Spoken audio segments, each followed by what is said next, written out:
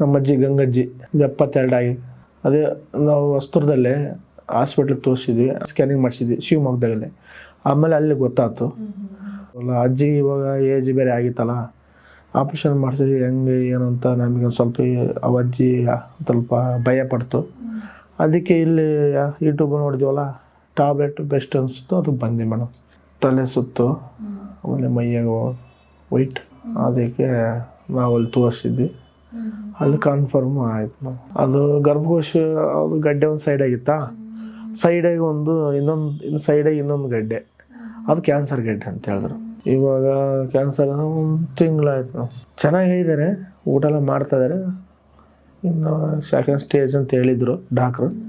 ಇಲ್ಲಿ ಕರ್ಕೊಂಬಂದು ಅದೇ ಆಗುತ್ತೆ, ಪ್ರಯತ್ನ ಮಾಡೋಣ. ಫಸ್ಟಿಗೆ ಬಂದೀವಿ. ಇನ್ನು 2 ಬ್ಲಡ್ ಥರ ಚೆಕಪ್ ಕೊಟ್ಟರೆ, ಬೆಳಿಗ್ಗೆ ಖಾಲಿ ಹೊಟ್ಟೆಗೆ ಮಾಡ್ಸೋಕೆ ಹೇಳಿದ್ದಾರೆ. ಅದನ್ನು ಮಾಡಿಸ್ಬಿಟ್ಟು ವಾಟ್ಸಪ್ಗೆ ಹಾಕ್ತೀವಿ. ಆಮೇಲೆ ಅವ್ರು ಹೇಳ್ತಾರೆ, ಆಮೇಲೆ ಒಂದೊಂದು ಹಂತಿಗೆ ಹೇಳ್ತಂತ ಹೇಳಿದ್ದಾರೆ.